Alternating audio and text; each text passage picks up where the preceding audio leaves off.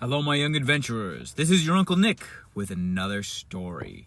And this story is going to be called The Adventures of Timothy. Now, the story begins with a young adventurer, and his name is Timothy.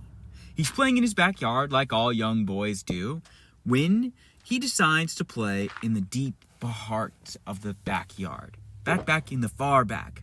In the back of his yard, he has trees, and behind the trees is a wall. There's a wall all around his property, but if you go back into the trees, you can explore and kind of hide back there. And you can watch and see if someone walks by, and they won't see you because you're hiding in the trees. And so he's playing around back there, having a good time, when he realizes something back behind those trees that he never noticed before. It is a door that goes into the wall and leads out to who knows where. He looks at the door, and there's no lock on the door. So he decides to try to open it. And he opens it, and behind the door are some woods. He's never been in these woods before. In fact, he didn't even know these woods existed. So he decides that he is going to go on an adventure and explore what is in these woods. But before he goes, he quickly goes inside and tells his mom that he's going to go exploring and that he'll be back for dinner. Remember to tell your parents, kids, that where you're going. You don't want to accidentally get lost in some strange woods and your parents not know where you are. Anyways, Timothy decides to go on this adventure. And so, while he's going on this adventure, he's exploring the woods and he's seeing all sorts of things he's never seen before. He's seeing creatures and animals that he didn't previously know even existed. He even sees this horse, but it has a horn sticking out of its head. And it gallops away, and it almost sounds like there's a sparkling noise as it gallops away, and a faint whinny that almost sounds angelic as it prances off into the distance. And he wonders what kind of creature that might have been. But then, as he's exploring the woods, he realizes that he's getting a very strange feeling. A feeling like something is watching him. And he looks this way, and he looks that way, and he doesn't see anything. Oh, he brought his flashlight. And so he's shining his flashlight.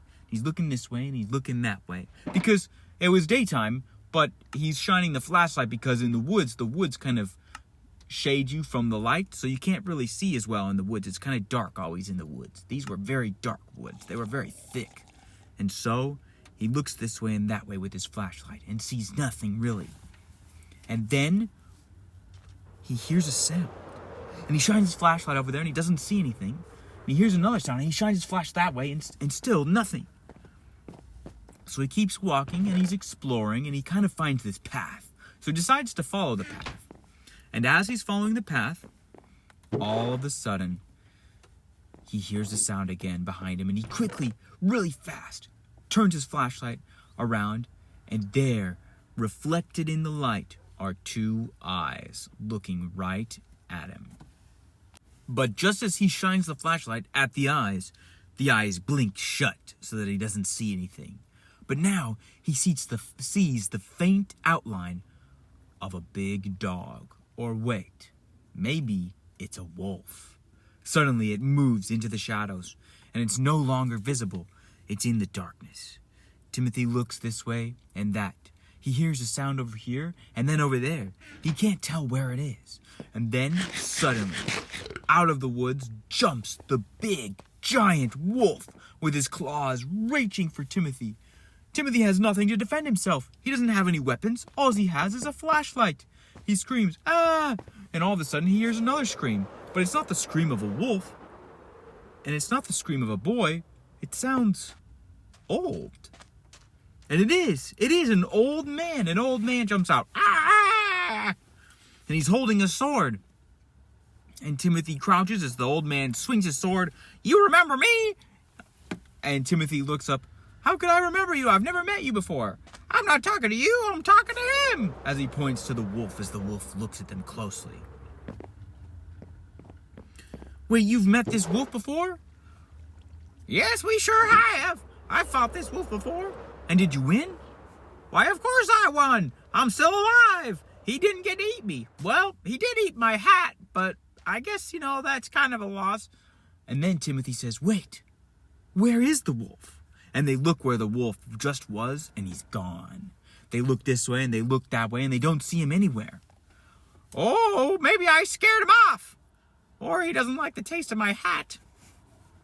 Well, anyways, I feel like he might try to attack us again. And they listen closely. They stand back to back, Timothy shining his flashlight into the woods, and the old man waving his sword around kind of clumsily. Don't worry, young man. My sword is magical. It's magical? Yep, it's a magical sword. It can fight beings like this wolf really well. Or other things, too. Wow. Well, I don't know what's gonna happen, but... And then, all of a sudden, the old man sneezes. Achoo! Ah, dang, my arthritis. I don't think sneezing has to do with arthritis, says Timothy. I'm pretty sure it's only if you have a cold, or maybe if you're allergic to something. Are you allergic to wolves? I don't think so, but you never know. And then, as the old man sneezed, he dropped his sword onto the ground. And this is when, out of the woods, the wolf jumps right at them. Timothy quickly picks up the sword and blocks the claws of the wolf. And he holds the wolf as he's trying to claw at him back with the sword. And then Timothy pushes away at the wolf with the sword, and he can feel some sort of energy emanating from the sword, and it throws the wolf far back onto its back and back into the woods. Maybe the old man was right. Maybe the sword is magical. He holds the sword steady now, ready to fight the wolf wherever he comes from. Suddenly, the wolf jumps around from behind him. The old man shouts, "Look out!" Timothy turns around and catches him with the sword again, and the claws of the wolf just missed him. Now the wolf is circling around him, not even trying to hide, lashing out at him with his claws, but Timothy blocks every single attack with his sword. Finally, Timothy has to do something. He can't always be on the defensive, and if he's gonna be on this adventure, he might as well attack. The wolf started it after all. So then, Timothy jumps at the wolf, and the wolf is surprised. No one ever attacks him. He's always the one attacking them. And Timothy swings the sword right at the wolf. "Get away from here," he says. And the wolf jumps back, trying to avoid being sliced by the sword. And just the tip of the sword scratches the wolf. But because it's a magical sword, this was enough to hurt the wolf badly. And he jumps away yelping, "Roar, roar, roar," and he runs off into the woods. Well, we probably won't see him for another 20 years. Good thing I won't be around then. Oh no, says Timothy. Well, I'm Sir Smith, an old warrior. I used to be young like you and fight, well, the wolf and other monsters. But now I'm old, and I'm called Sir Smith. And Timothy is just about to tell him his name when all of a sudden they hear a scream from far away. And they both look over, and it's from further down the path. "What's over there?" says Timothy. "Why, that's where the old town is." "Oh no, it sounds like they're in trouble. We better run and see." "We sure should, especially if we're the warriors in this area."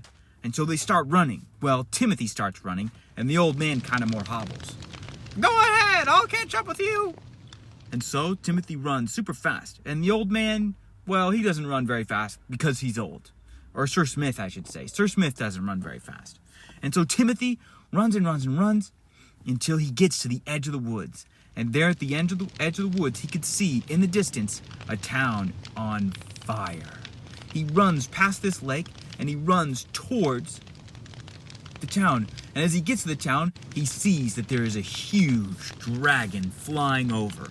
People are trying to get water from the lake and pouring it on the buildings, but it's of no use. The dragon is so huge, and he spews out so much fire, everything is burning. People are screaming, "Ah, what are we gonna do?" Timothy holds up his magical sword and realizes that he's got to do something. He is the warrior here. And so he decides to fight the dragon. But how do you fight the dragon? It flies. And as he watched, he saw the dragon land on the ground. And some people had some swords, but not very many. Most of them just had shovels and pickaxes and other things. And they started whacking at him with the swords. But because the dragon had thick scales, the swords just bounced right off. It was like armor. He was impenetrable to their swords. People shot arrows at him, and it just looked like they were tickling him. It looked like he was playing a game, like he was having fun. And he was just burning things just because he liked catching things on fire. And so Timothy had to decide what he was going to do. How is he going to defeat this dragon? Or at least get him to stop burning the town? He looked around and he saw one building that wasn't on fire yet, and it had a tall tower on the side of it. Quickly, he runs to that building and starts climbing up the stairs in that tower. And he goes up to the top of the tower until he finally gets to the window. He knows that the dragon is enjoying burning stuff, and he knows that this building isn't on fire yet, so sooner or later, the dragon's gonna come here and try to catch this building on fire. Timothy waits for a little while people try to attack the dragon, but he just knocks them over with his claws, or he swipes them away with his tail. And sometimes he even blows fire at them and they have to run for cover. Finally, the dragon sees the building that Timothy is in, and he realizes it's not on fire.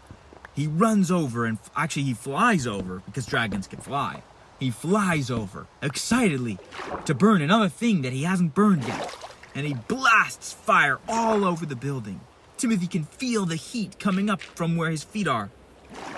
The building below him is on fire, and this is when he realizes he is trapped. There's no way to get down from here. He climbed up the tower, and there's no way to get down. Unless... And he looks at the dragon beneath him. He climbs to the edge of the window, and he jumps. Ah! He falls from the top of the tower, holding the sword in his hands, and stabs the back of the dragon. Roar! The dragon gives a heavy and deep roar. So deep and so heavy it shakes the ground. Everyone in the city turns and sees. Timothy feels the roar inside of him, and it shakes his chest. The dragon swoops and flies into the air. Timothy grabs onto the sword, which is still stuck in the back of the dragon. It pierced through the scales, but because the scales are so strong, it's stuck, and he can't pull it free. And now he's flying in the air. He doesn't want to let go, or else he'll fall far, far, far below. The dragon flies around, trying to get Timothy off of his back, until finally, the dragon swoops and flips upside down. Timothy can't hold on to this sword anymore. His hand slips, and he falls. Oh no, thinks Timothy. What a short adventure. I only just started on this adventure, and now I'm falling, and I'm going to be destroyed on whatever I fall into. But luckily, he looks below him, and there is the lake that he passed by when he was on his way into town. Splash! He splashes into the lake. And just as he comes up out of the water, he realizes that finally, Sir Smith is just getting out of the woods. Oh, man! Well, at least we took care of that, he says, as he sees the dragon flying away in pain. We, said Timothy. I had to fight the dragon. Where were you? Well, I was your emotional support from over here. I just got here. I don't know what happened. And so Timothy tells him the whole story. And well, it's quite an incredible story.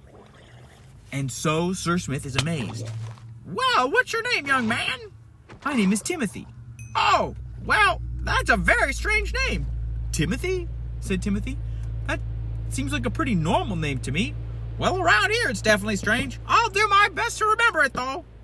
And so they decide they need to go and defeat that dragon. But the dragon has flown up into the mountains, and he's sitting up there, and now he has the magical sword. It's stuck in his back, but yeah, he still has the magical sword. How are they going to fight this dragon without the magical sword? They must embark on an even bigger adventure, to go up into the mountain and get the magical sword and defeat the dragon. How will they do it? Well, you'll have to listen to next time when I tell you the rest of the adventures of Timothy.